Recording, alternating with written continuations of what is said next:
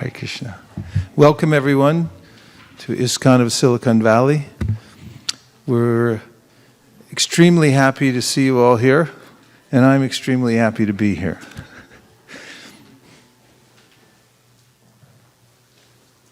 When I was in Vrindavan recently, I was speaking with a close friend of mine, Vaisesika Prabhu, about the concept of the oasis. Oasis. Does everyone know what an oasis is? An oasis. A green area in the desert.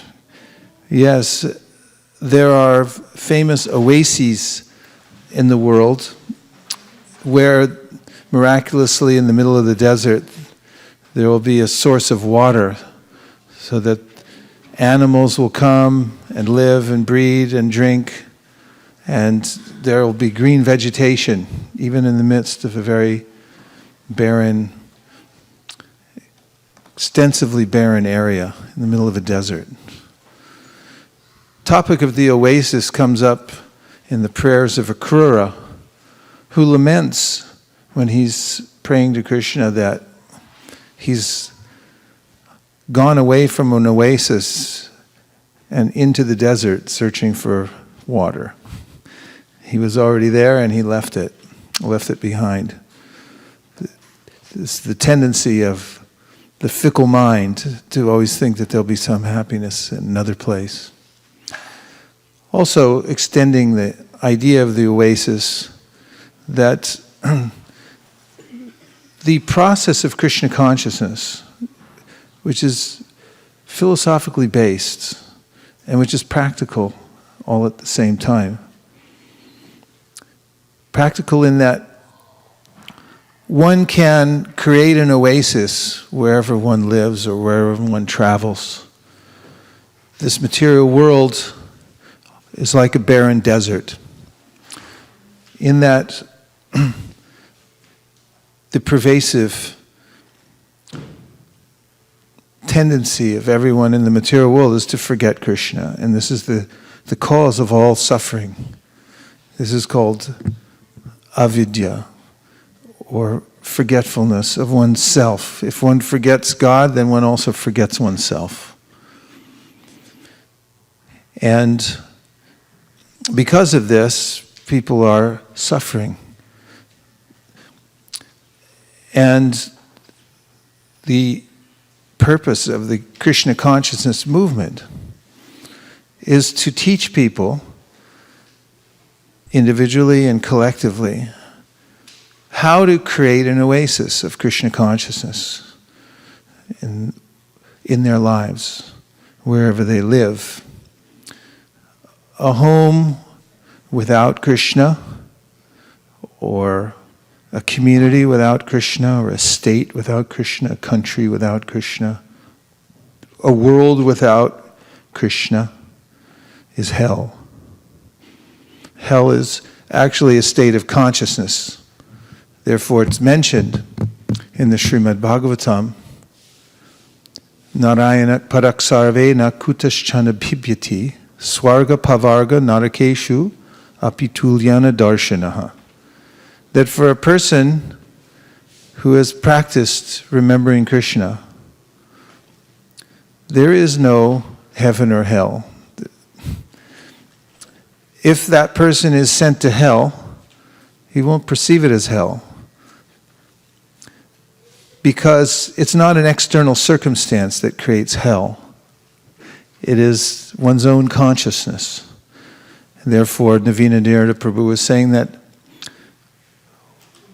the process of Krishna consciousness means to create an oasis within one's own mind and heart. Means that in any moment one is practiced to take refuge in thoughts of Krishna, to remember Krishna. The easiest way is to repeat the names of Krishna. This was the very specific doctrine of Sri Chaitanya Mahaprabhu, which follows the teachings of the Vedic scriptures, which say that in the age of Kali Yuga, the specific sacrifice for everyone is the chanting of God's names, repetition of God's names. In every age there is a particular sacrifice. In Satya Yuga, meditation was a recommended sacrifice. All of the processes are available, but in every age a particular sacrifice is particularly prevalent and potent. In the following yuga, and a yuga is a unit of time within the cycle of time in the universe. Just in a practical way, as we see that there is now fall is upon us, and then we can feel winter coming on. After winter will come spring, it always does. And after that comes summer. We can judge from the past what will happen in the future.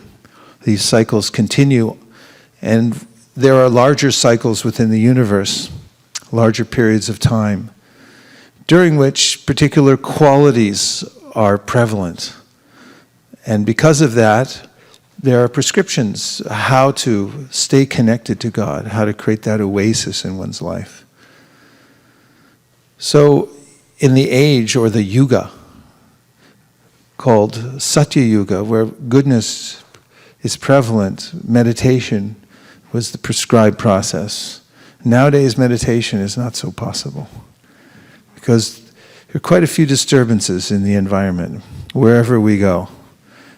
There's never a moment of peace anywhere in the world. Mechanical contrivances, inventions, and people are overstimulated as well. And therefore, there's not an opportunity to sit down and simply meditate and contemplate for a long enough period of time to achieve what is mentioned in the Yoga Sutras, Chitta Vritti Nirodha. So Patanjali says in his first aphorism in the Yoga Sutra, Chitta Vritti Nirodha. The mind goes around and around and around and around and around and around and around, and it never stops.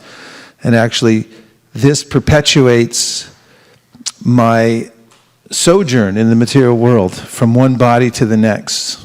Because, of course, as my mind is formed in this world, so I form my external body. The mind is part of the subtle body. And as many of you know who are students of the Bhagavad-gita, that Krishna says that there's a way that the mind becomes formed over a lifetime due to one's association and one's habits. We're very susceptible to our environment and to our association. And we'll develop a certain way of thinking. It's very difficult to get out of that pattern. Very difficult. People are brought up in a certain way. And not just in this life, but in previous lives also, there's a carryover from the ways in which I associated and the ways I practiced or I conducted my life in previous lives. That carries over in my subtle body to this life. So I'm born with certain proclivities, natural samskars. I'm ruled by those actually, and a Jyotish can look at one's chart and say, yes, you're going into a major period of Saturn, and therefore this, it's not stereotyped. Everyone has there are different combinations and permutations for every single living being in this world, according to their association. No one's astrological chart is the same as another's, but there will be various circumstances because of the influence of the heavenly bodies. Really, it's a study of the three modes of material nature, how I'm affected. Therefore, that's reflected in the mind, and the mind's patterns and the way it moves. The chitta vritti, the consciousness, has certain habit patterns. And nirodha means to move beyond those habit patterns of the mind. In any case, Krishna says in the Bhagavad-gita that these habit patterns of my mind will carry me to my next destination. Everyone would like to know, where am I going when I leave this body? Actually, the other day someone read me something, I think it's a bumper sticker that says, the body is a sexually transmitted disease that ends up in death.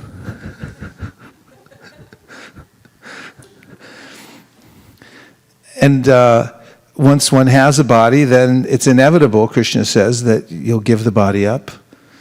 And what is the destination? It's dependent upon the formation of the mind. And therefore Krishna says, Yang vapi smaran bhavam tajatyante kalevaram tam tam evaiti konteya sadatad bhava bhavitaha. That however your mind has been developed over this lifetime, when you leave the body, tajatyante kalevaram, you give up this present robot that you're inhabiting, your destination will be determined by the state of your mind. By the state of your mind. What is it, the prevalent feeling and focus of your mind, and what are the habit patterns of the mind? He also gives the example of the air passing over a particular area and carrying the odor of that area from one place to the next. So in a similar way, the consciousness, which is in contact with various circumstances in this life, will develop a particular quality, and that will carry it to the next destination. The next body will be perfectly accommodated in the next life according to that condition of our mind. So Krishna consciousness is prescribed process in the age of Kali Yuga through the chanting of Hare Krishna. Other prescribed methods in another age or yuga called Treta, there's a process of offering sacrifice of valuable items into the sacred fire, which is an offering to God. A tangible way that one can see God through the fire. He actually appears and consumes the items we give. And through this sacrifice, we attain a kind of perfection and connection with God in the Treta Yuga. In Dwapara Yuga, there's emphasis on the worshiping, the form of God within a temple, opulent worship of God. All the arrangement of building temples and adorning the deity in a certain way and attending to the form of the deity and so forth is prevalent in Dwapara Yuga. In Kali Yuga, these things are not possible. Extremely difficult in any case. People are not so much interested in building temples anymore. And even the artisans are not available who can build like they used to build. If you see some of the ancient temples or even churches and mosques around the world, you see a kind of artisanship that you won't see anywhere in this world. Nowadays, buildings are glass. It's just, let's build a beautiful building. What does it look like? It's a piece of glass sticking into the air. 150 stories, full of wires and metal frames and so forth. No carvings, no artisanship and so forth.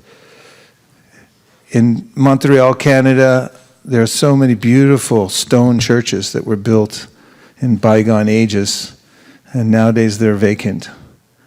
And all the pews, which are all the seats where people used to sit to worship God in the temple, Hare Krishna, nice to see you, Radha, are being sold off for skateboard parks, as kids like to skate over them, and so. However, in the Kali Yuga age, the process of repeating God's names is particularly recommended and potent.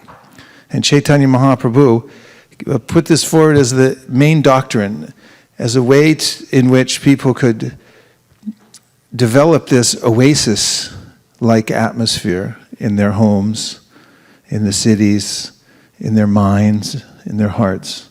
One need only keep the vibration close. Hare Krishna, Krishna Krishna, Hare Hare, Hare Rama, Rama Rama, Hare. Try it again. Hare Krishna, Krishna Krishna, Hare Hare, Hare Rama, Rama Rama, Hare Hare. This is a mantra. Man means mind, and tra is trayate, which means to deliver. Although there are many different kinds of mantras prescribed in the Vedas, this particular mantra, called the Maha Mantra, is a primary mantra, is the primary mantra taught by Sri Chaitanya Mahaprabhu, as it brings one directly to the Supreme Personality of Godhead. So in the Gita, Krishna says that you have to work. He's telling Arjuna, Tasmat sarveshu kaleshu mamanusmara yudyacha mayarpita manobudhir mami vaishatya samshayaha. He said, therefore, because you have to work, he says to Arjuna, and everyone has their particular momentum in life, we have to work in a certain way. That's not a bad thing. You can't stop working. But he says, if you work, do your work in the world, nothing wrong with that, necessary to maintain yourself, and at the same time, you remember me. Tasmat sarveshu kaleshu mam anusmara yudyacha.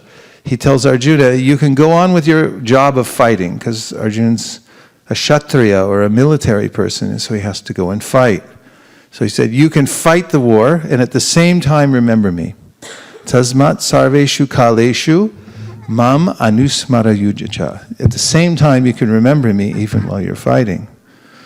And he said, then if you do this, then without a doubt, then you'll come to me.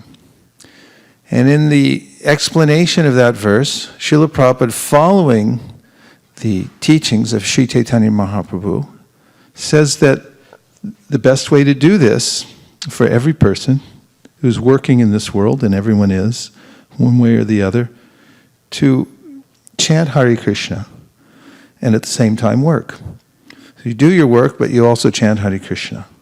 This can mean that every day you dedicate some time for the chanting of japa. Japa means that you can sit down or stand, either way, and generally on beads, where you can count how many mantras you're chanting, you can repeat the mantra and listen very carefully as a kind of prayer and meditation all in one. And in this way, remember the names of God. This is a particularly potent way in which to connect immediately to the Supreme Personality of Godhead, because He's fully present in the vibration of His name. It's said in the Bhakti scriptures, Nama chintamani Krishnas Chaitanya rasa vigraha purna shuddho nitya mukto binatvam nama namino. First of all, that the name of God, Nama Chintamani, is the name of Krishna, is transformational. This is the main way in which to come out of one's bad habit patterns. The bad habit patterns of the mind force me to do things that I wasn't planning on doing. That ever happened to anybody? Or is it just me? You plan to do one thing and you end up doing something else. Say, what am I doing over here? And even though you may say, your higher self may say, why don't you stop doing this? The mind says, no, we'll just keep doing it. And there's nothing you can do about it. I'll just go on doing this and you be quiet. The way to gain strength is to transform oneself through the association with the name of God. Nama Chintamani Krishna. This is a very reassuring verse that He's so close by and available. He means Krishna, the Supreme Personality of Godhead. He is available to anyone through His name and the Nama. I was recently in a very crowded area in Vrindavan, and someone was talking to me and had some important information, and then I got busy talking to someone else, and then the first person walked away, and I asked a devotee who was assisting me, did you get his name? He said, I didn't get his name. I said, then it's lost. We'll never find him again. And he said, I'll get his name. I'll get his name. I'll get his name. And he went to get his name. And we came back with the card. I got the card. I got his name. So he got his name. Now we've got something here. And you hold on to that card with his name on it because we want to get in touch. The name is something that's so intrinsically part of the person, especially when we're talking about Krishna. That's the meaning of this verse. Binat dvam nama namino. Phenomenally, or nominally, the way in which Krishna is actually completely the same as his name. Binat dvam nama namino. It's saying there's absolutely no difference. There's no connection. There's no division between Krishna and his name. You can be with him that way. And just by being with him in the name, Nama Chintamani Krishnas, the name is alive with Chintamani. It's transcendentally, Krishna's transcendentally present in his name. Chaitanya means alive. It's fully, all his activities, all his pastimes, everything about Krishna can be known through his name. Chaitanya Rasa. Rasa means this taste. And there's a way in which one can taste God. One can feel God's presence. One can experience something which is beyond what one normally feels in this world. And which, upon experiencing, gives one a perspective that I should practice more to overcome the lower self by the higher self. Sometimes people ask this question, how do I overcome the bad habit patterns that have developed in my mind and through which I'm overcome regularly? How do I overcome these? And Chaitanya Mahaprabhu gives the answer. He says, by regularly associating with the name of God. Because Nama Chintamani Krishnas. Krishna is fully alive, and you will be transformed practically magically. This is something you can take as a kind of mystical process. Chintamani is a stone, which I've not seen, but I've heard about, that when you touch it to other materials in this world, it transforms them into something valuable. So if you have stone, and you take a chintamani stone and you touch the regular stone with it, the stone will turn into gold, some precious metal. So Nama Chintamani Krishnas, by contacting the name, then my mind will also be transformed into something valuable. And actually, I already am something valuable. It's just that I've forgotten and I'm identifying myself with the material body. Now, the first stage of spiritual life is to understand that I'm not the material physical body, or the subtle mental body either. This is such a big breakthrough. It cannot be overemphasized how big a breakthrough this is for the soul. And throughout the Bhakti scriptures, there are detailed instructions from various angles of seeing so that one can extricate oneself from this idea that I am the physical body. One of them comes in the Srimad Bhagavatam 10th canto, when Devaki and Vasudeva are first married, and they're on their way home. Who's driving the chariot for them? Kamsa, not a person you really want to have drive in your car. But it's a family thing, and you just can't get out of these family things, Who's driving? Kamsa. Oh, no, not again. But that's the way of the material world. That's the way of the material world. We're all in some situation where Kamsa's hanging around, somebody's hanging around, and you just can't get out of it. But that's the way it was. And as they were driving home, destiny struck. And there was an unembodied voice from the sky which declared that, Kamsa, you're a fool because you don't know that the 8th child born from your sister is going to kill you. And Kamsa was a demon. Demon means one is selfish. Selfishness is demoniac. It's the opposite of the godly nature, which means to be a servant of God. This is the difference. And Kamsa, therefore, upon hearing that he would be killed by the 8th son of Devaki, and his entire concept of life was that I'm living to be happy in this world, and anything that gets in my way must be crushed. Therefore, he grabbed a hold of his sister's hair, drew his sword, if you can imagine this, on her wedding day, and was prepared to sever her head from her body. This is a very grotesque gesture, to say the least. And Vasudeva, newly married to Devaki, then was in the position of having to defend his wife. And he gave many valuable arguments to Kamsa why he should desist. He told him that this will not be very good for your reputation. He appealed to him on that level. It's very difficult for the demon to overcome the impulse to simply protect him or herself.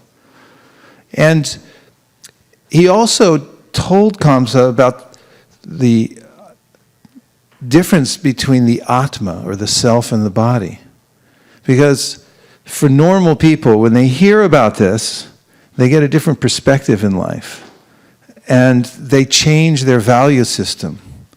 So there's a particular verse I want to read to you that I find particularly potent, because the remembrance of this verse and the points that Vasudeva makes to Kamsa give one pause in keeping the body as the highest possession that we have.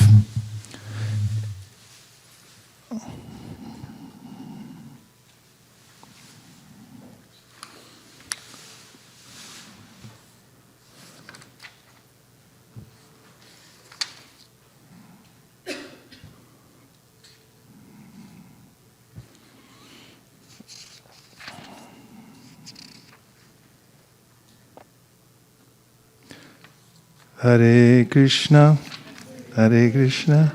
Krishna Krishna, Hare Hare, Hare Rama,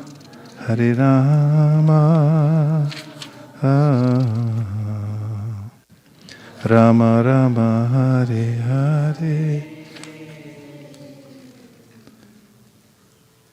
Did you actually see it in here?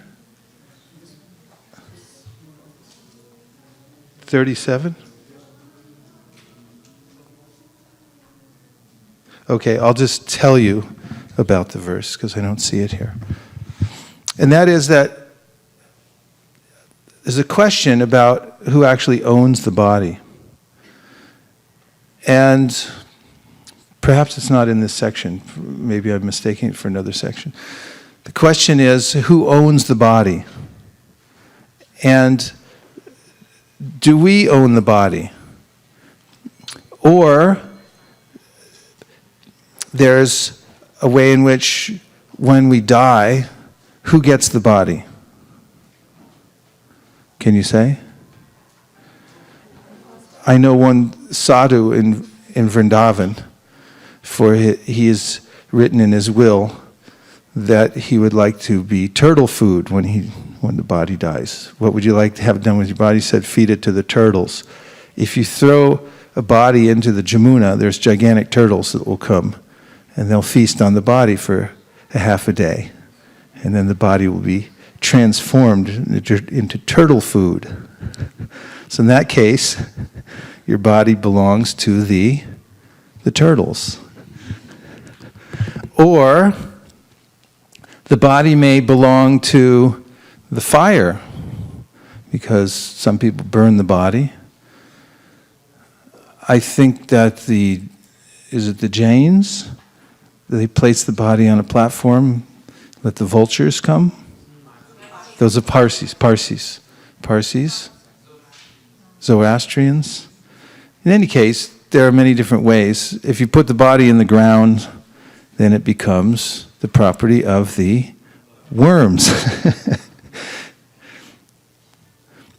And there are questions sometimes when people go into a coma, and who gets to decide whether the body's kept alive and so forth. I'll read the verse. Thank you.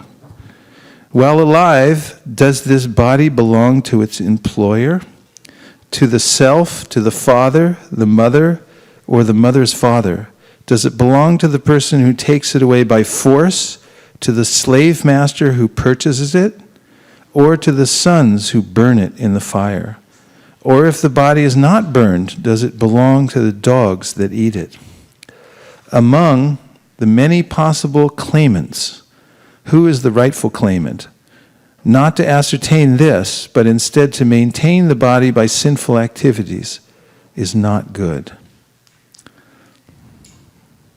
So this actually comes up in the story of the deliverance of the Yamala Arjun trees, and who were the sons of Kuvera, Nalakuvera Manigriva, who had become irresponsible and therefore were punished by Narada, but given the benediction that they would see Krishna.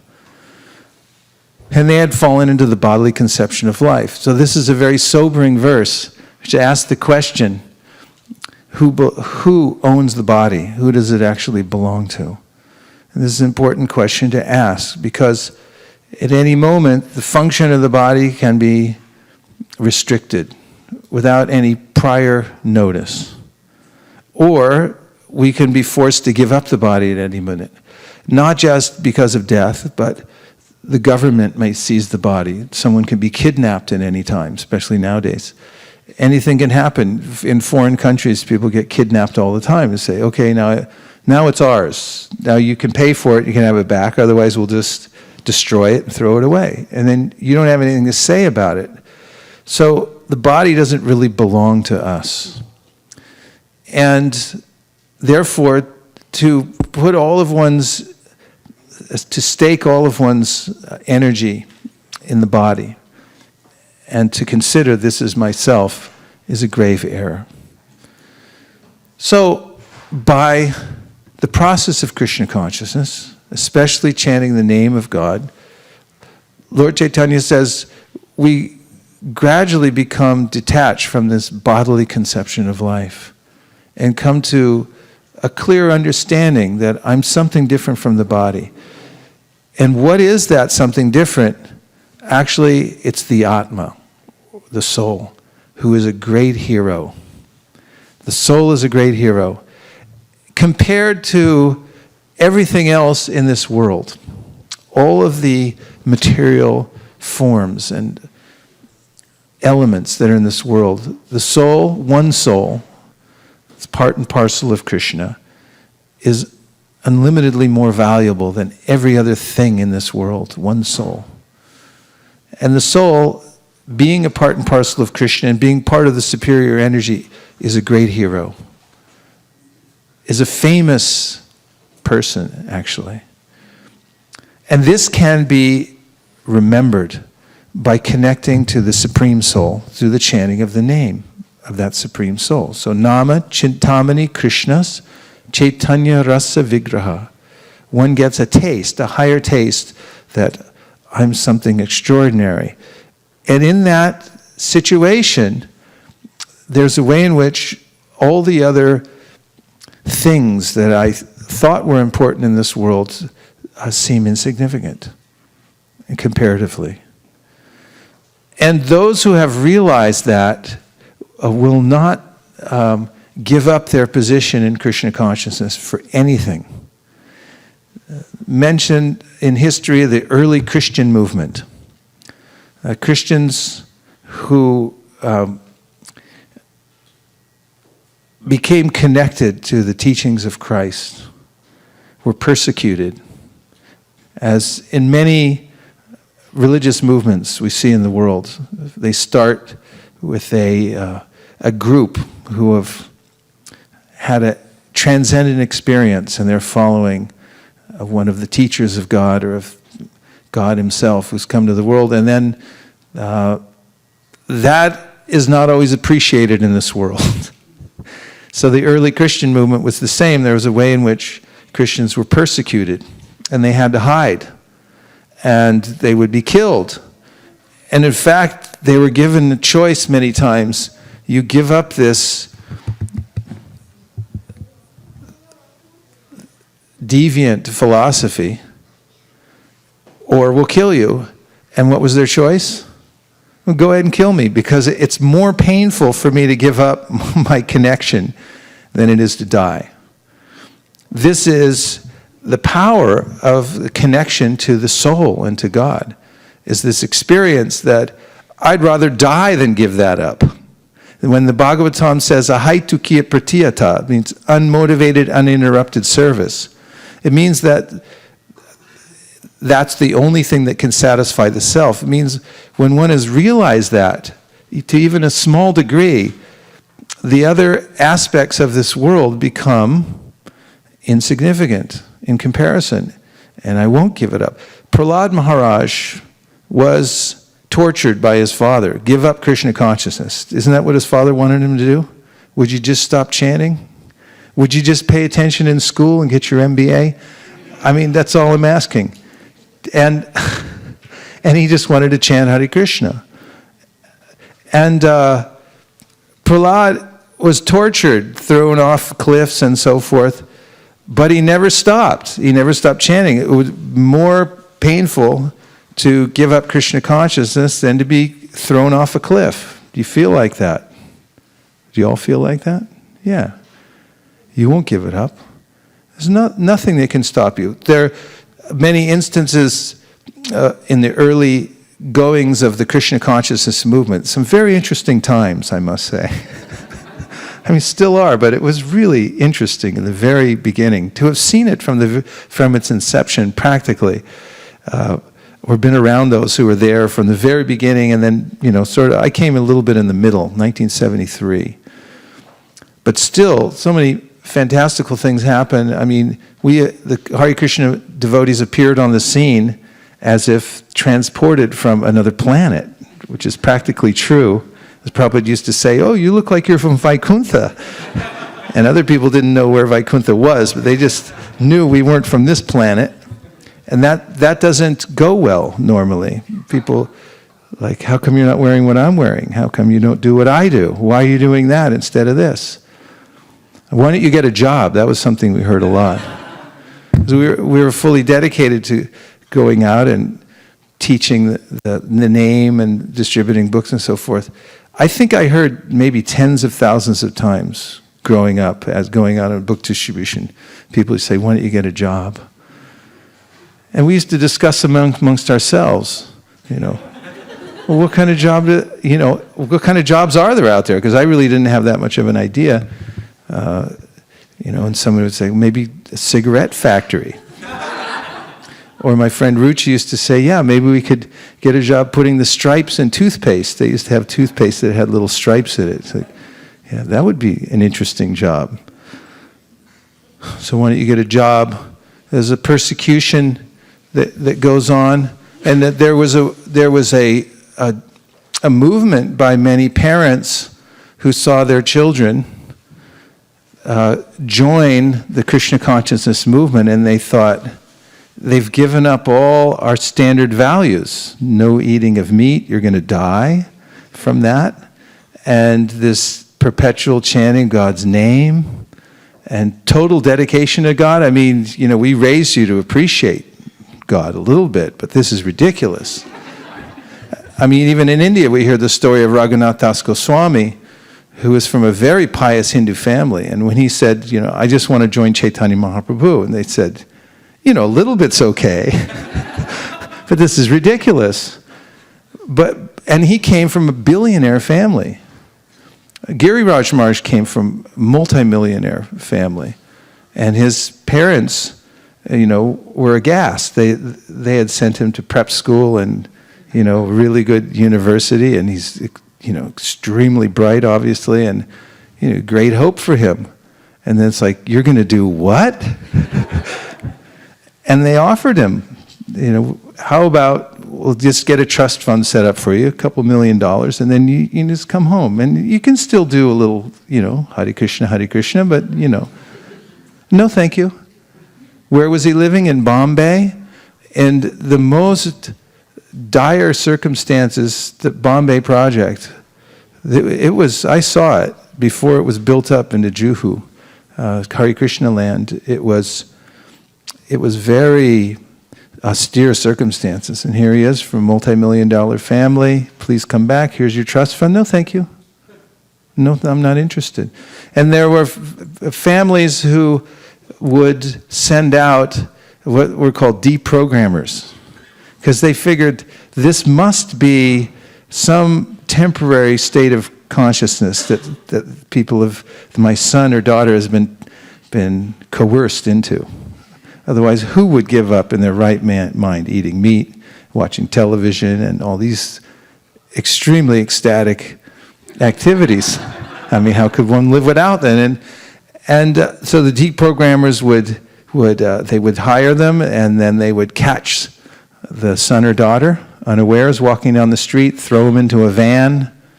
Yeah, this happened all the time.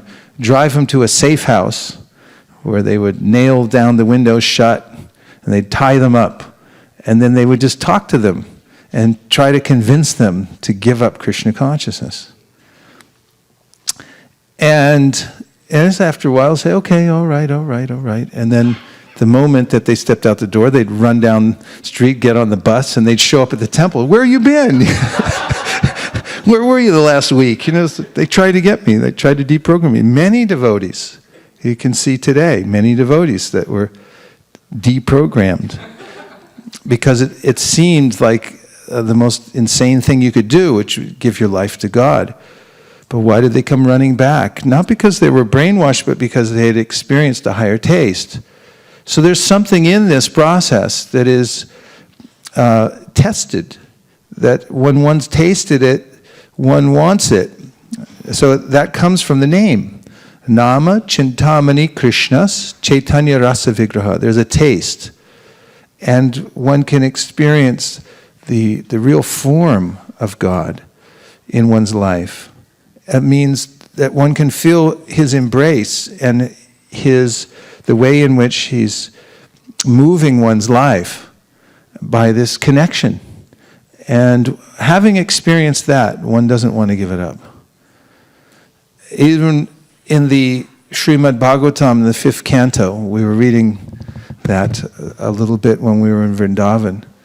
There's a verse by Narada Muni who says that sometimes, somehow or other, one who is taken to Krishna consciousness falls down, somehow or other. Because the habit patterns in the mind are so strong, someone may take up Krishna consciousness and later on become bewildered. Because of the force of bad past habits, they may fall down. But he says, they won't experience the world the way everybody else does, because they've already tasted something higher. And therefore, they always remember, their mind keeps coming back to the experience they had in Krishna consciousness, and eventually they come back to that. They can't forget it. So, this chanting gives one that experience that one can't forget. Nama, chintamani, Krishna's Chaitanya, Rasa, Vigraha. Purna means that it's perfect. And nothing's perfect in this world. There's always something wrong with whatever we do here.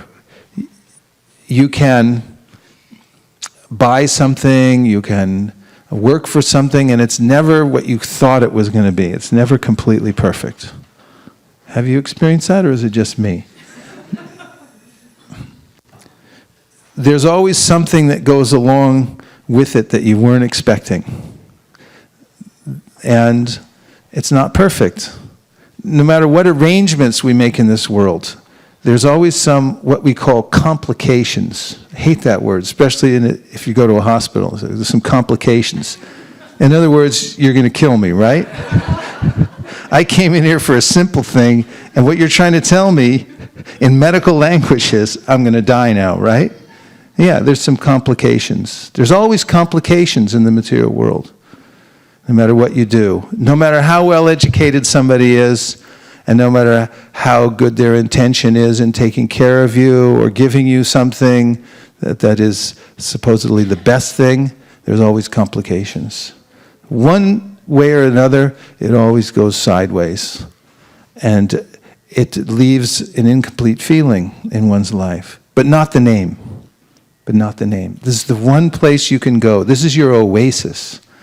This is the place you can find actual satisfaction in a world where everything's at loose ends. Where everything doesn't quite fit the way you thought it was going to fit. Where the person you thought was your best friend turns out that had some ulterior motive. Everything always goes sideways, but not the name. Purna. It's completely perfect. The relationship with the name is completely perfect, and the experience of the name is completely perfect. It's not like anything else in this world that we've ever experienced. Purna, Shuddha.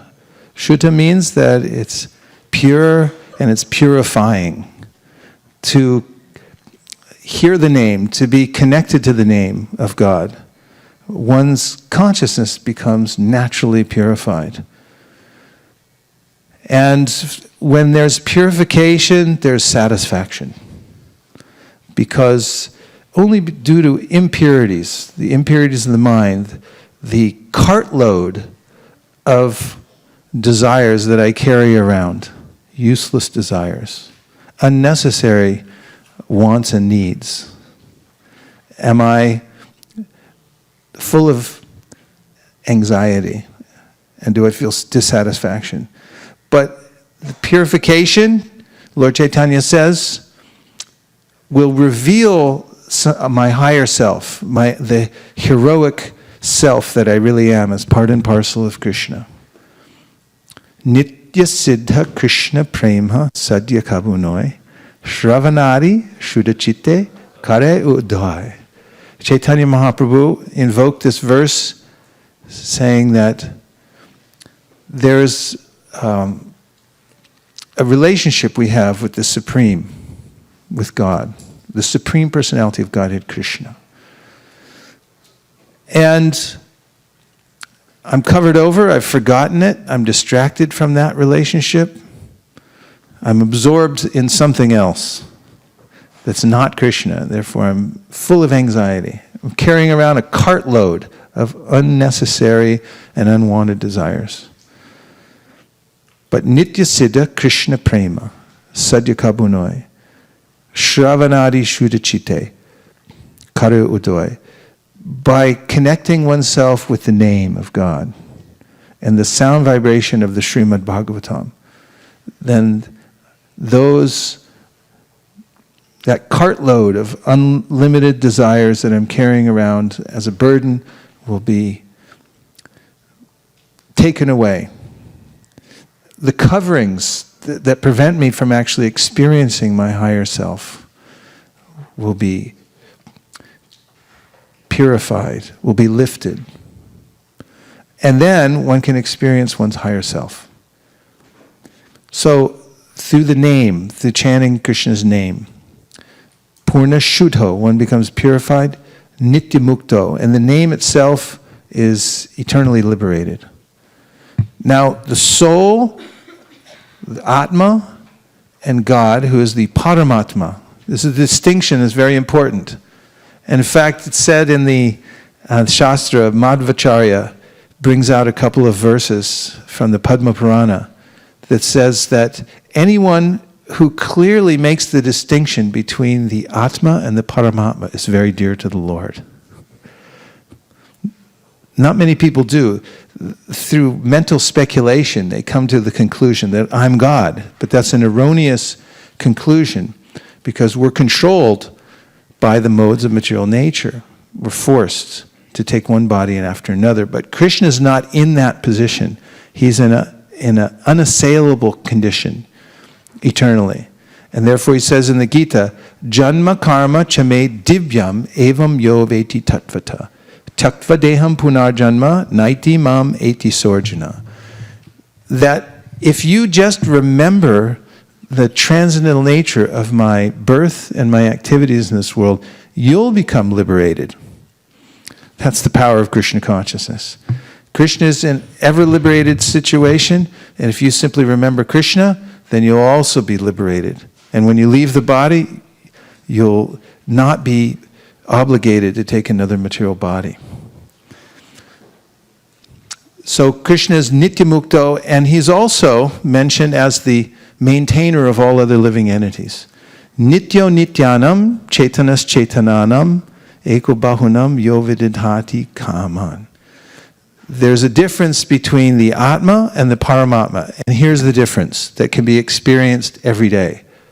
Anybody here have lunch today? Yes or yes? Yes. Thank you very much. That when you finish lunch, you can say, Krishna, thank you for feeding me once again. Because Krishna's the feeder and I'm the fed. All the grains, all the tomato sauce, all the rice, all the dal, all the spices, it's all Krishna. It's all coming from him. He says in the Gita, Punyo Gandha Prativyam Cha, I'm the fragrance of the earth. That's where that taste comes from. One goes crazy. We would go crazy if we didn't have it either, right? If someone said, no more spices for you the rest of the week, what to speak of. No, 1 month, no spices. No salt, no turmeric, no pepper. You're squirming already, right? In fact,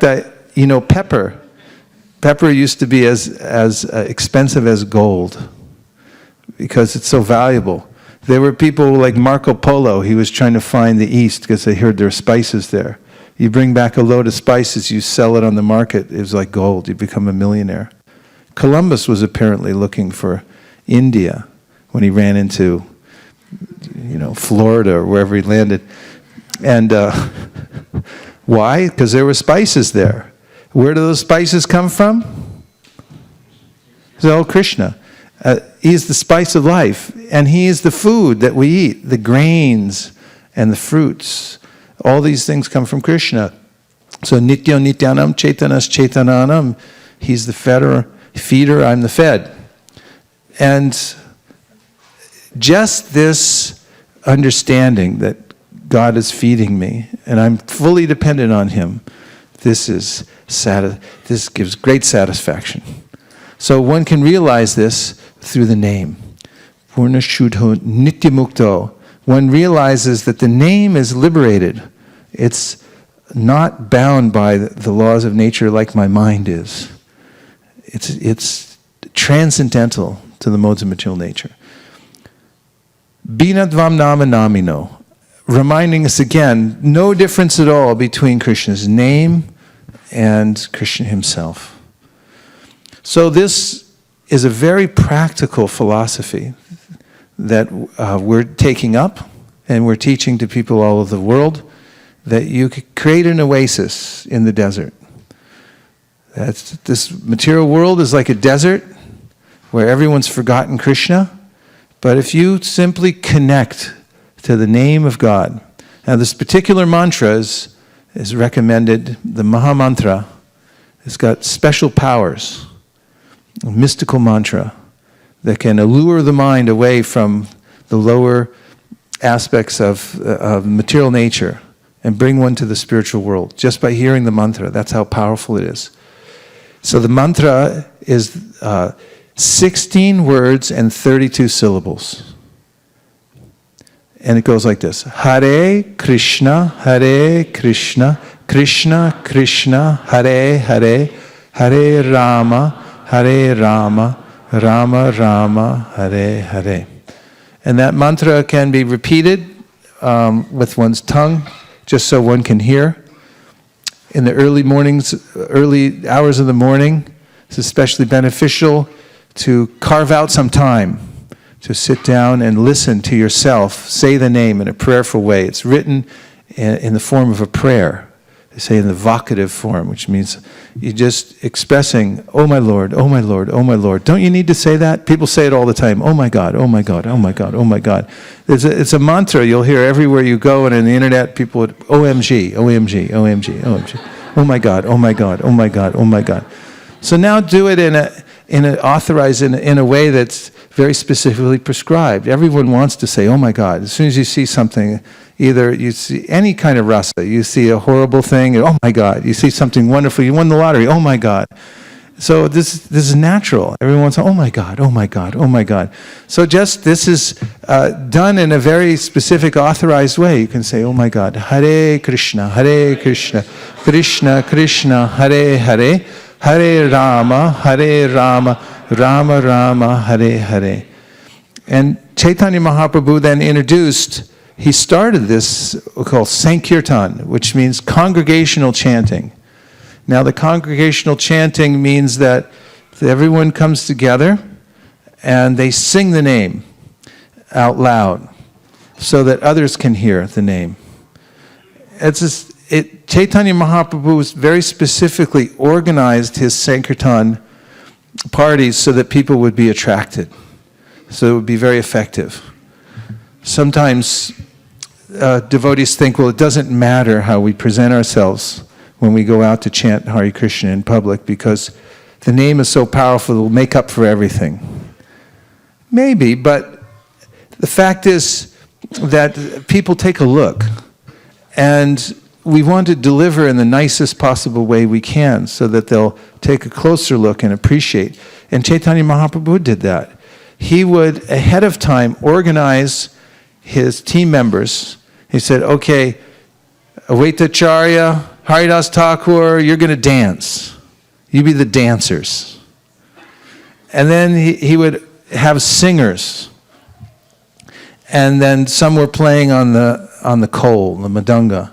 And others would be playing on the kartals. And then there are gongs.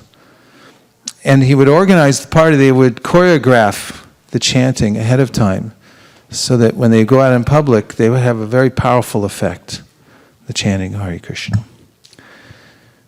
Now, besides this chanting of Hare Krishna, which is the primary means for deliverance in the age of Kali, there's also what is called literary kirtan. Literary kirtan. This means that the vibration of the spiritual world gets written down in books. And we take books for granted nowadays, don't we?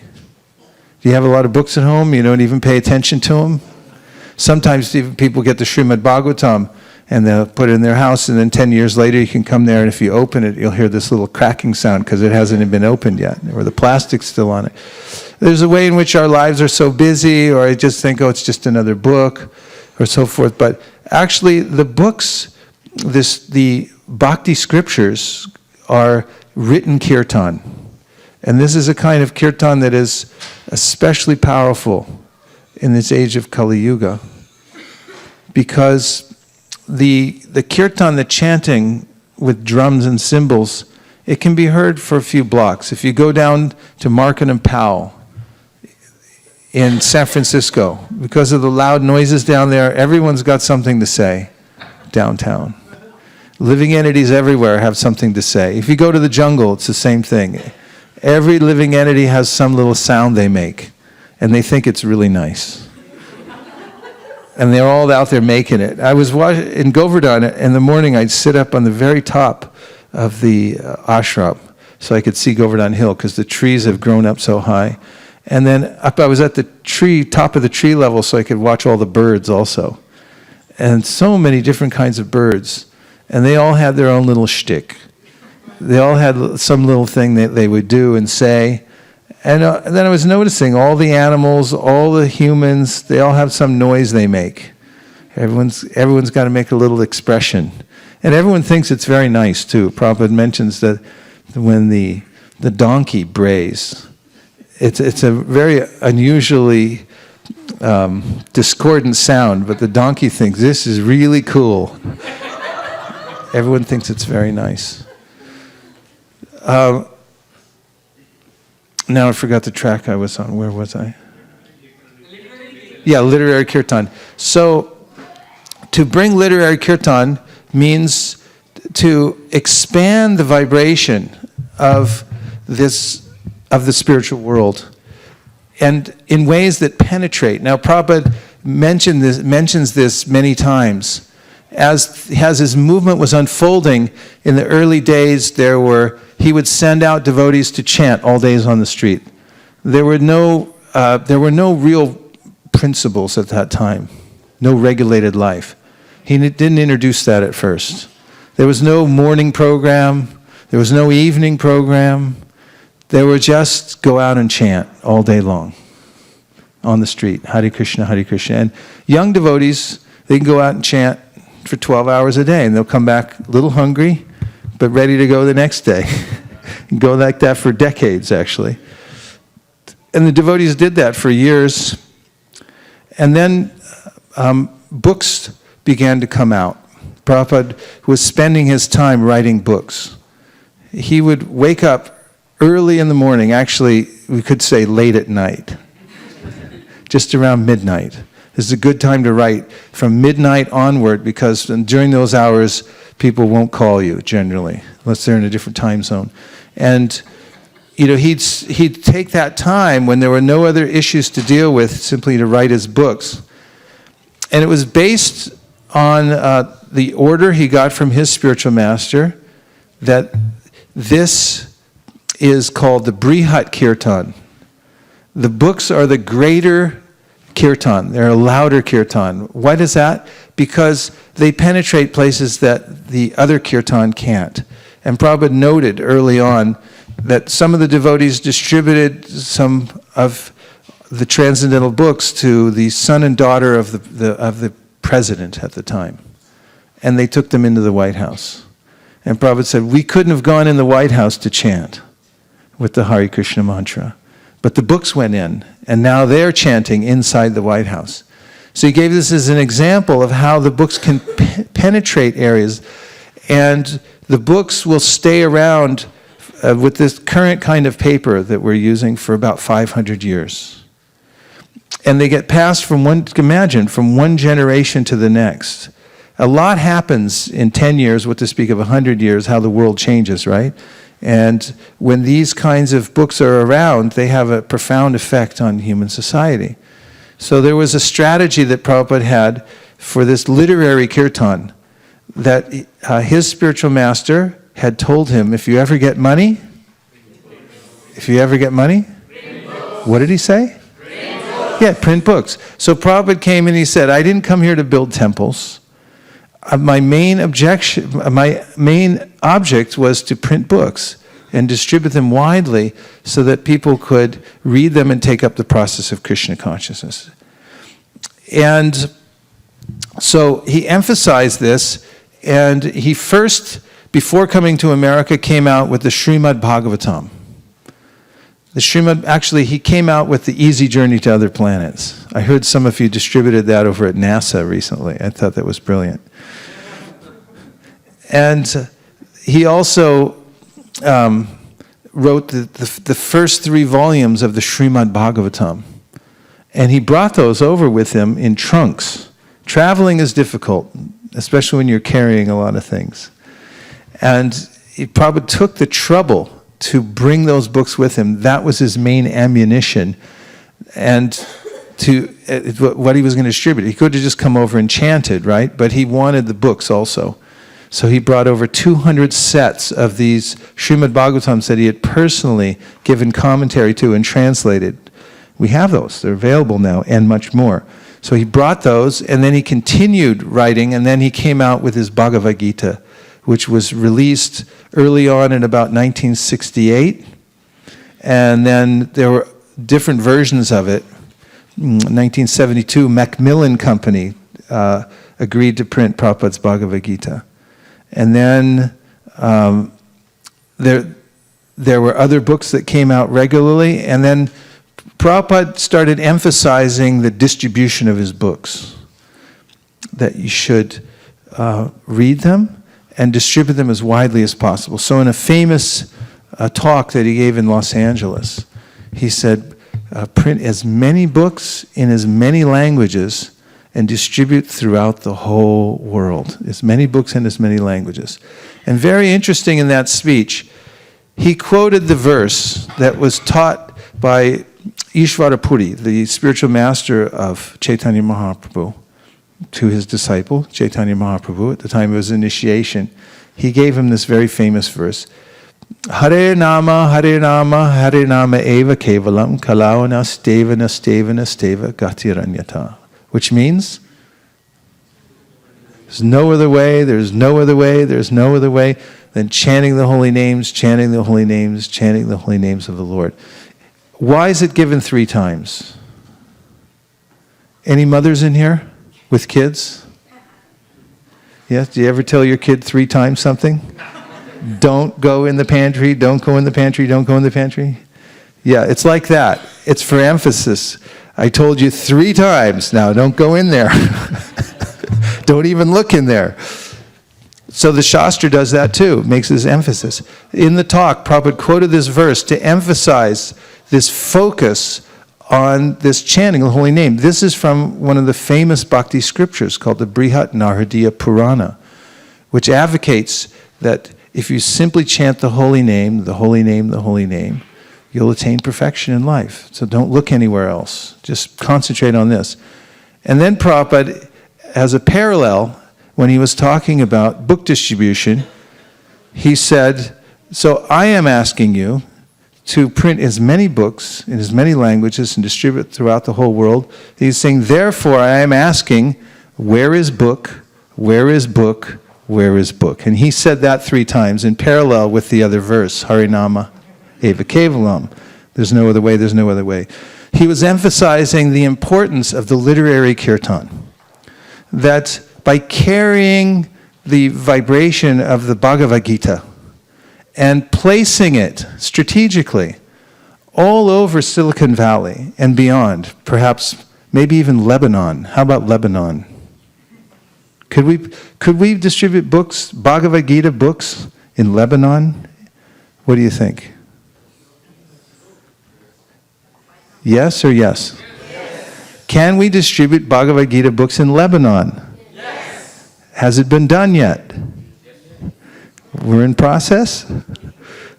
I heard recently that Mayapur, Bihari Prabhu and his intrepid team traveled to the East Coast, taking orders for the Bhagavad-gita as it is to be placed in motels and hotels. Met people from Lebanon who have hotels there. Am I correct about that? And they would like to place Bhagavad-gitas in those motels?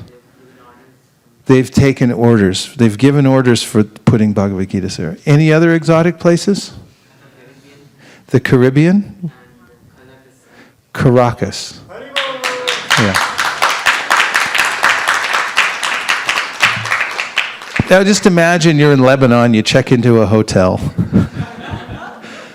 You open the drawer, and what do you see?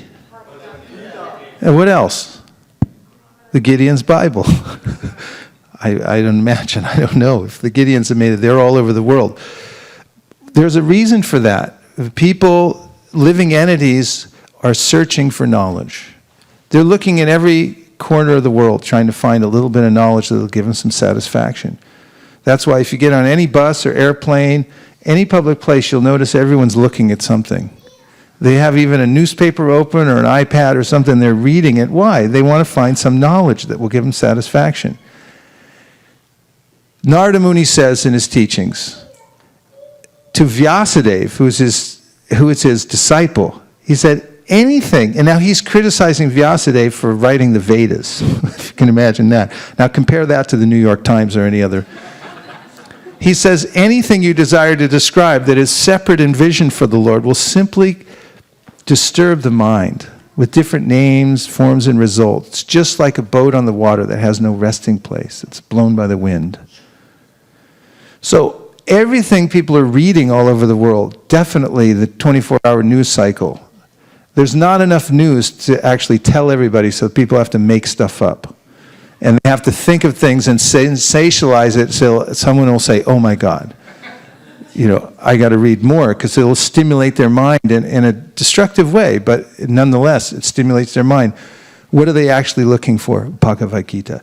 Bhagavad-gita is the direct words of Bhagavan, the Supreme Personality of Godhead.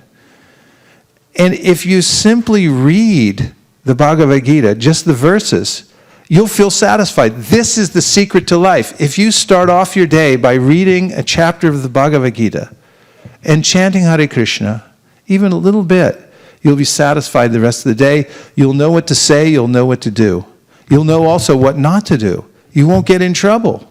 And Krishna says in the Bhagavad-gita, Ye me matam idam nityam, anutishtanti madhava. I'm giving you some direct instructions here. If you follow them, you won't have any problems in life. And he says, if you ignore them, then you'll have all kinds of problems. Which one would you like? A, no problems. B, all kinds of problems. Let's vote. A, B. Okay, it's settled. So this is the greatest kind of welfare work in the world. If you feed somebody, then they'll be hungry the next day, looking for more food. If you build a hospital and you fix somebody's toe that's broken, they'll go out and break something else. Or there'll be complications, and they'll sue you for trying to take care of them. But if you distribute transcendental knowledge, this is known as parupakar. It's the greatest welfare work that you can possibly do in this world for every living entity who is actually part of the spiritual world, to have them come in contact with Bhagavad-gita. Bar none. There is no greater kindness that you can show to another living entity other than giving them Bhagavad-gita and the holy name. No greater kindness.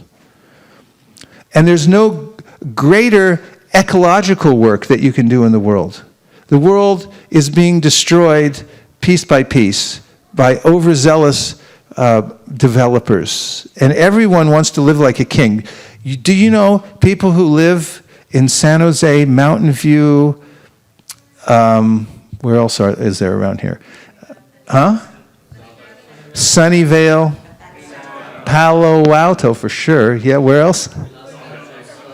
Cupertino for sure. Where else? Milpitas, yes. Santa Clara. Did you know the house that you all live in is a better standard of living than kings lived in hundreds and thousands of years ago? Everybody wants to live like a king. And everyone pretty much in the West does live like a king. Unless you're sleeping on the footpath.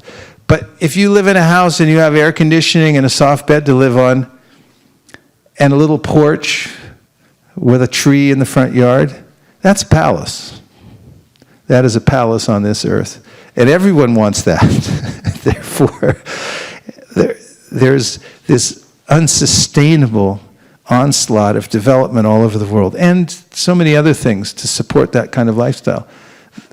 How to adjust for that? How to reclaim the God's green earth and bring it up to a livable standard where the air's not polluted, the water's not polluted. It can only be done by education and knowledge. If you distribute Bhagavad-gita and people read it and they adjust their lifestyle, there's a way in which you're doing the greatest ecological work.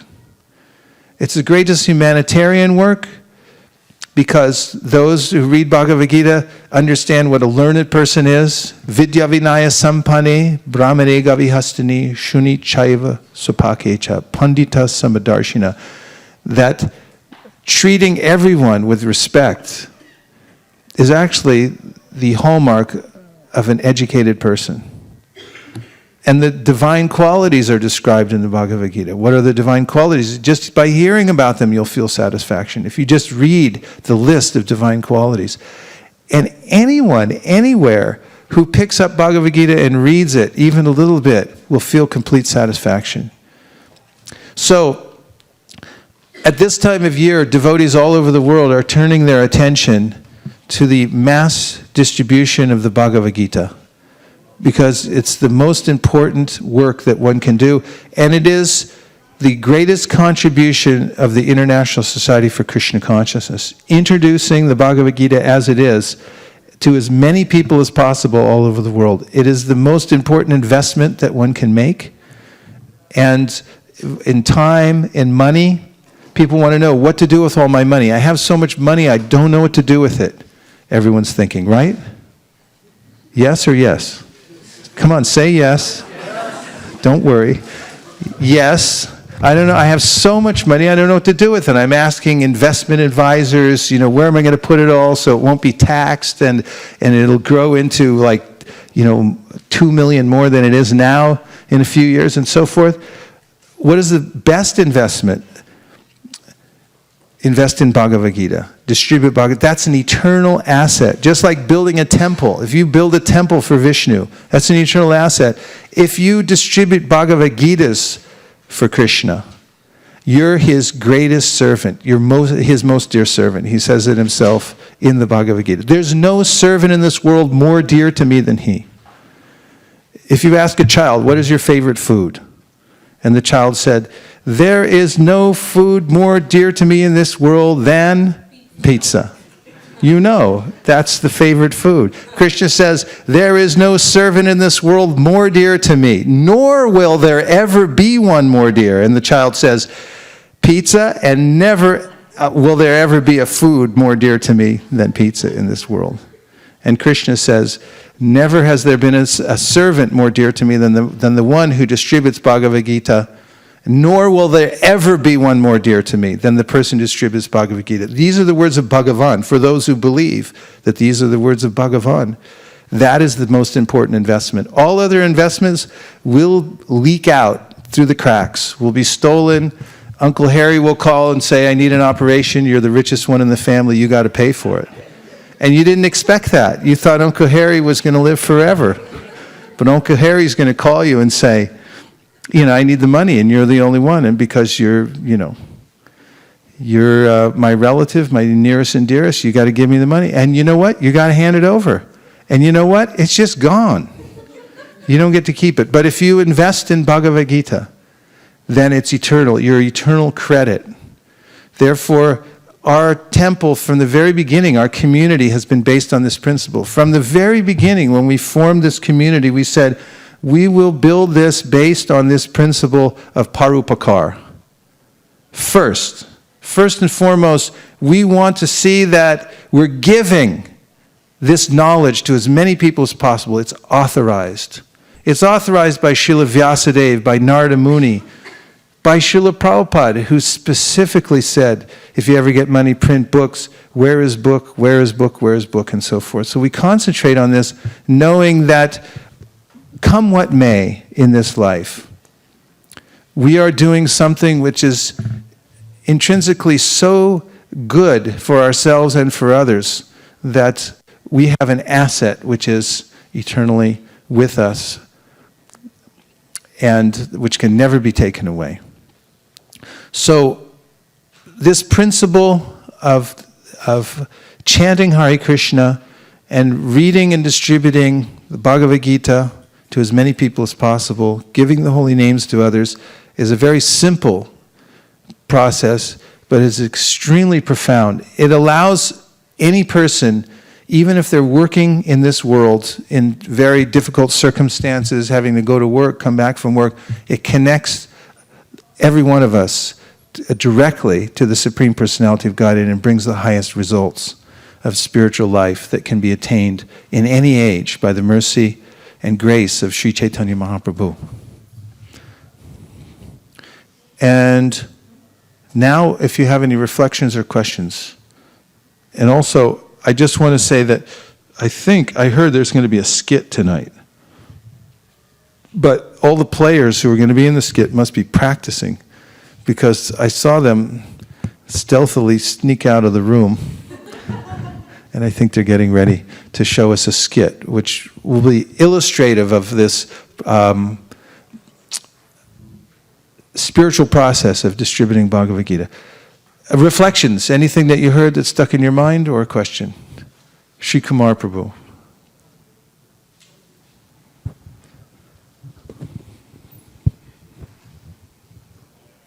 Thank you, Prabhuji, for this wonderful session.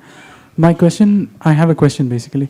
So it's, if a person is only continuously engaged in chanting, like basically when we are talking about the holy names, so if they are only engaged in Kirtan for a prolonged amount of time, would that be just enough for their transformation, or something else is still needed? No, only a chanting is needed. There are 64 processes of devotional service. Of these 64 processes, 5 are particularly prominent. In the process of 5, the holy name is one, and amongst the 5 processes, the chanting of the holy name is all-inclusive.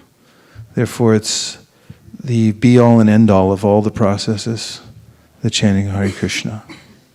So yes, you may chant constantly and attain perfection. Is that what your intention is? Yeah, you can do that. There's also variety in spiritual life. There are other activities that one can perform. Haridas Thakur chanted constantly. He chanted 64 rounds times 3 every day. And he didn't have time for anything else, practically. Even when a prostitute came to him because the local magistrate wanted to defame him and tried to set him up by sending a prostitute. Prostitute came in the middle of the night when he was chanting. He said, "Yes, I will satisfy you, but only after I finish my chanting. You please sit down and wait." And she came back 3 days in a row, and he said the same thing. And then, because she heard the chanting and started imitating it, she also became a devotee and became a disciple. So we should constantly chant Hare Krishna. When we start in the day, we chant a fixed number of rounds just to get us started. Someone once asked Prabhupada, can we chant more than 16 rounds? Prabhupada said, you can chant 16,000 if you're capable. But generally, most people can't just sit down and chant Hare Krishna. They also require some variety in their life, like worshiping the deity and going out to distribute Krishna consciousness. In fact, it's a more complete process given to us by Prabhupada, this mood of going out and teaching others to chant Hare Krishna along with our process. Of course, even Haridas Thakur did that because he went door to door. Anybody here go door to door? Yes. How many go door to door to teach people? 1, 2, 3, 4, 5, 6, 7, 8, 9, 10, 11, 12, 13, 14, 15, 16, 17, 15, 27, 36. Everybody practically. Yeah, there's no more interesting work than going door to door to introduce the transcendental literatures and give people prasadam and just be ambassadors of goodwill. There's no more fun that you can have in this world. Honestly, there's no more fun that you can have in this world because it's very fulfilling work, because you're actually doing something which is true and good and which actually benefits people to the highest degree. Very satisfying work. If you can get it, get it. If you can join the Sankirtan party, do so as soon as possible. Just go around door to door. What else? Other reflections?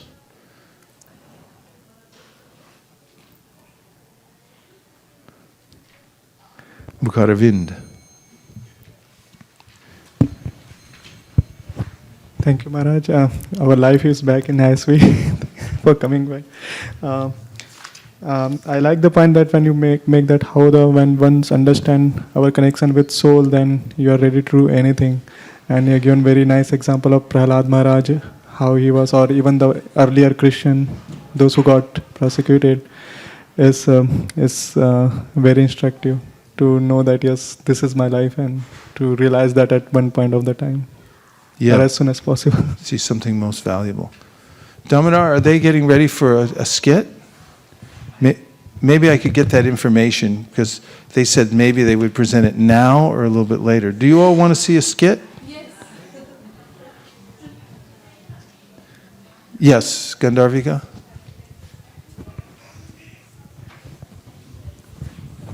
I like the point where you said holy name is the breakthrough, because sometimes people take to drugs and all those things when they are depressed, and the world is full of that.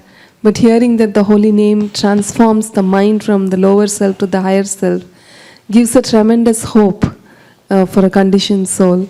And I think going out and giving it to people, I think is the greatest welfare work that gives happiness to us. Yeah. It's important work to do for oneself when bad habit patterns come up in one's life.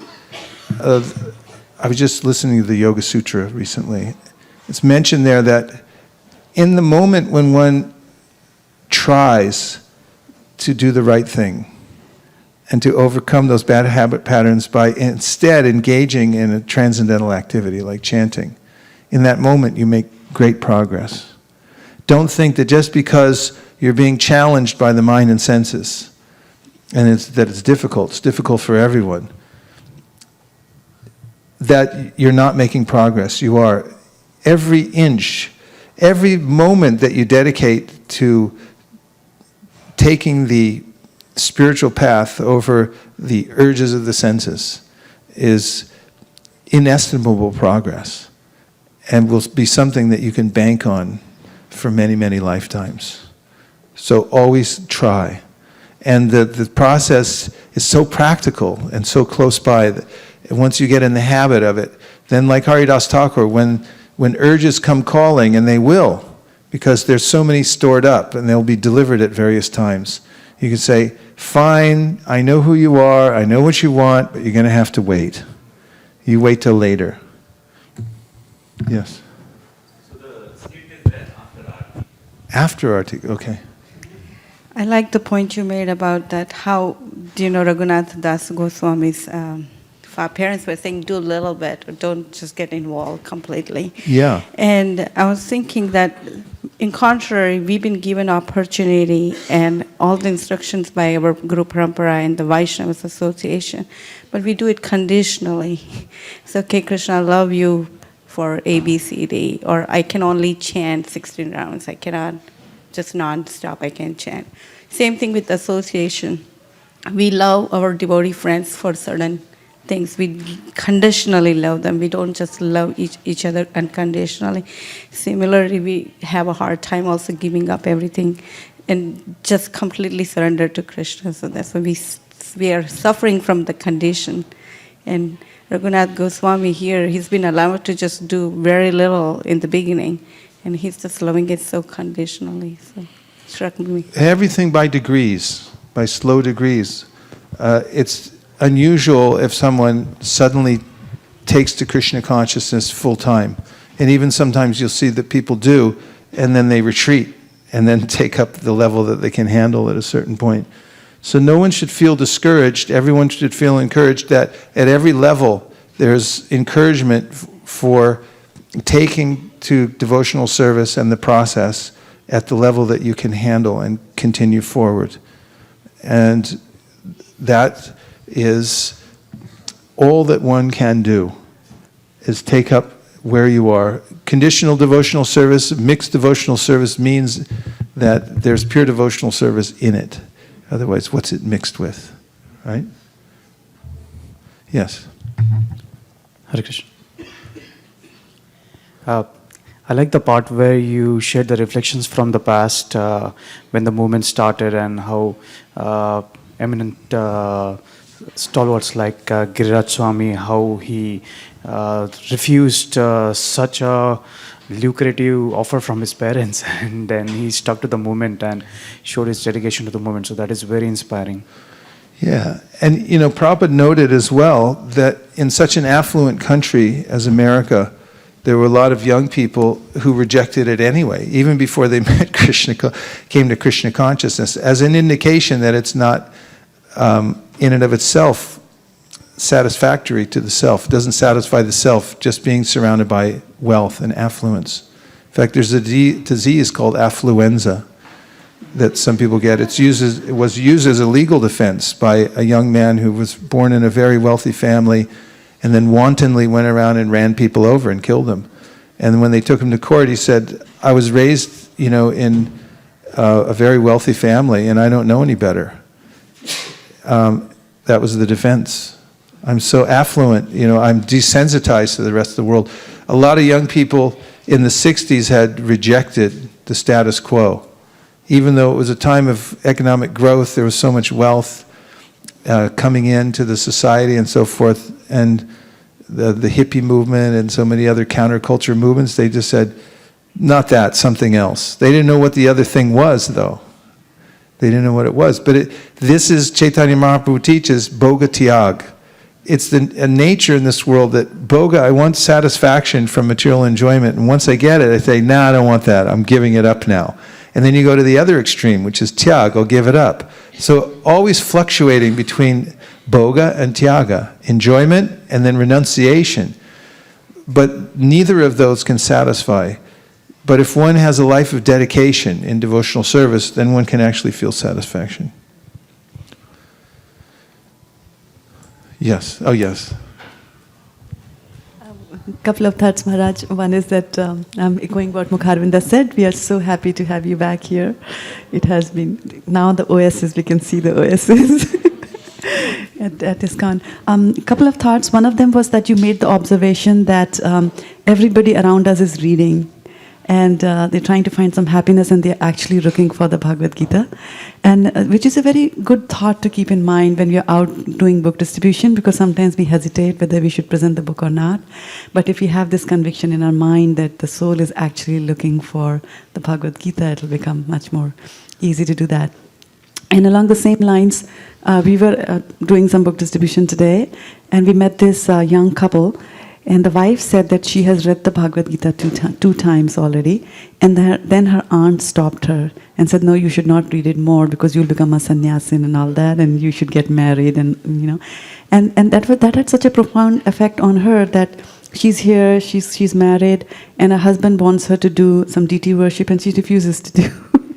So anyway, I was happy just giving her a Bhagavad-gita, and she gave some donations, but then Mukharvinda jumped in and said, she needs a Srimad Bhagavatam, and we gave that to her as well, and she was very happy. We chanted something like that. So again, like what Prabhupada said, distribute books, distribute books, distribute books. It's amazing. It's also interesting to hear these accounts when devotees go out to give knowledge to others, how complicated people's lives are. You meet people with so many circumstances that are difficult, circumstances in which to practice Krishna consciousness. Everyone has some complexity in their life, not the least of which is people telling them what they should do. And everyone is guiding people in a certain way. Don't do this, don't do that. Do it this way, don't do it that way. You're obligated here and there. And it takes a great effort to actually come out of the material world and give concentration to one's spiritual life, because there's so many other obligations. But it's altogether possible with a methodical approach and taking help from Krishna at every step. He's there within the heart, and he knows the level of sincerity and desire of any given living entity, and will help in all kinds of circumstances. Thank you for bringing those. Now, I just have a question about what to do now, because we'd like to start the Artik right on time, right? At 6 o'clock? And is that correct? Yes. Yeah. And also, right after this, there's a skit that the devotees have been preparing. So you want to see the skit, so we will leave enough time for that. And also, just wonder if anyone here has taken up a home practice of chanting the Maha Mantra on beads.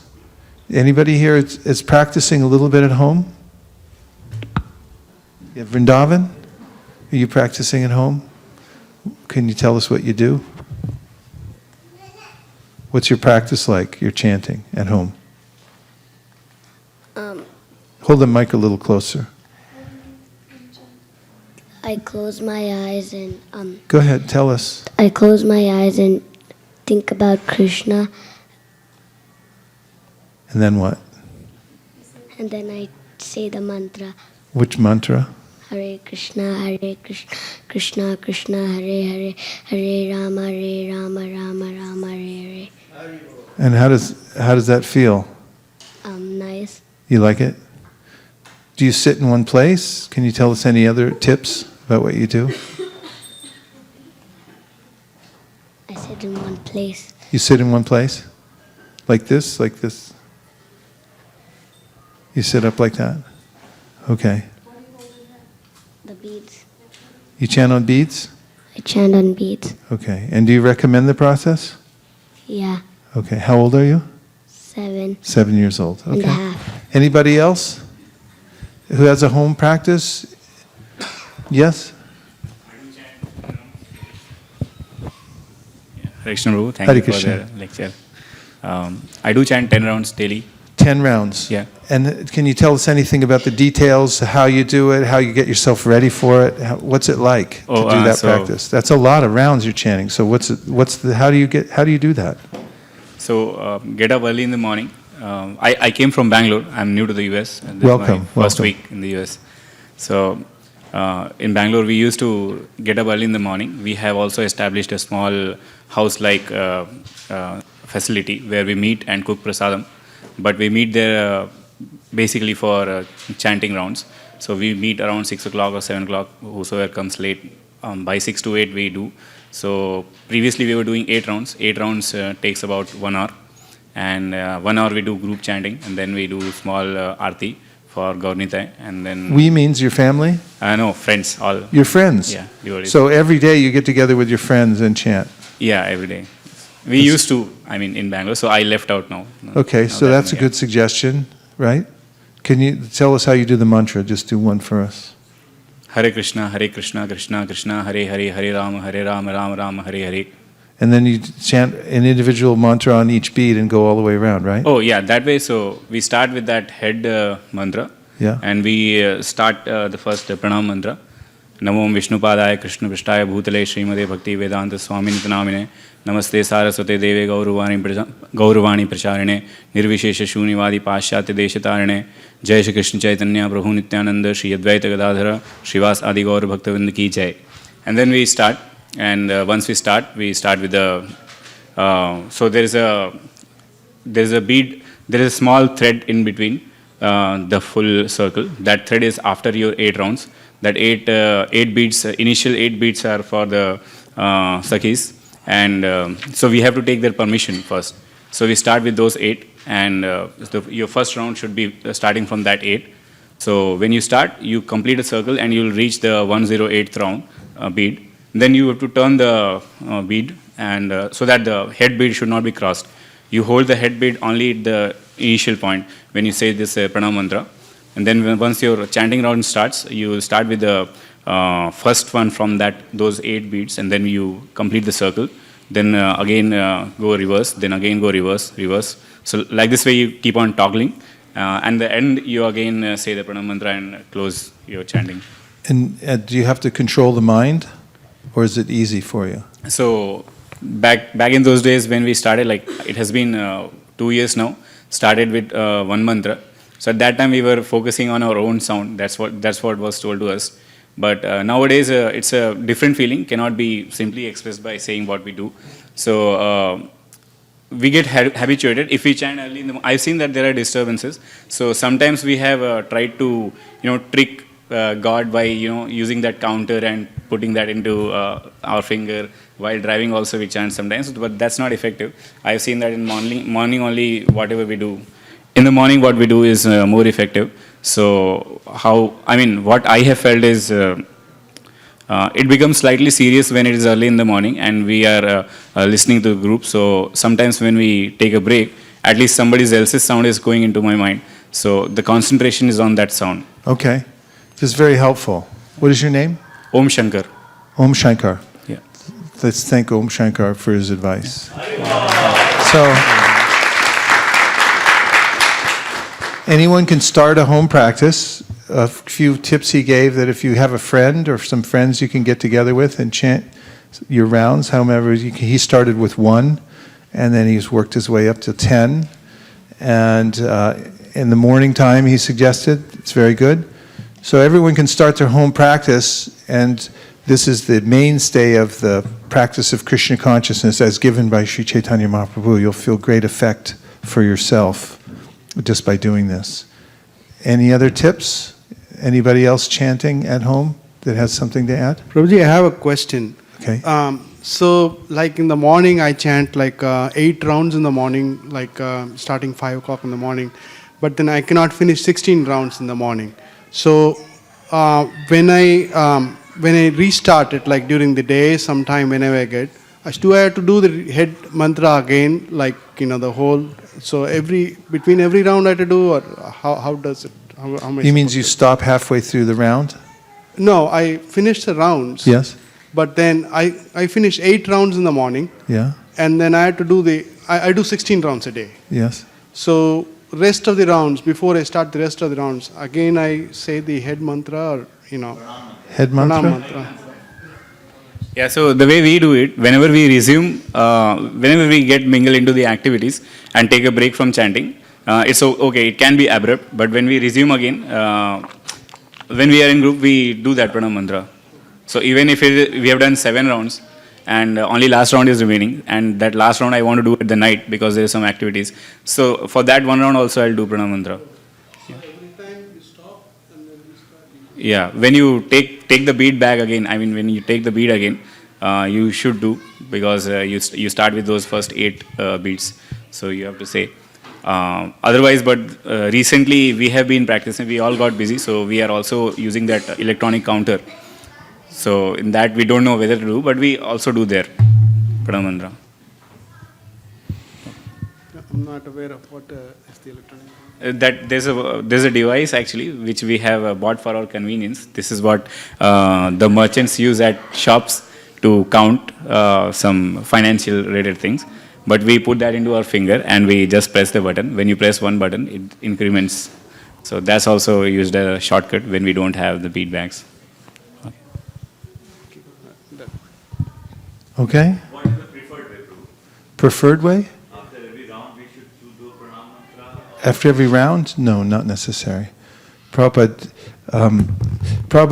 did not do Sri Krishna Chaitanya between every round. He'd just go Hare Krishna mantra all the way through. Shruti Kirti Prabhu told us that it was not his practice. But there's no hard and fast rule. It's not, different people have slightly different ways of chanting. And also, there are different details according to who you're taking guidance from. There's never any harm from chanting spiritual mantras. But in general, it's not necessary. One begins respectfully chanting the Hare Krishna Mahamantra, you can go all the way through. So, we're going to have an arti ceremony. As soon as the Pujari is ready, you can let me know. Pardon me?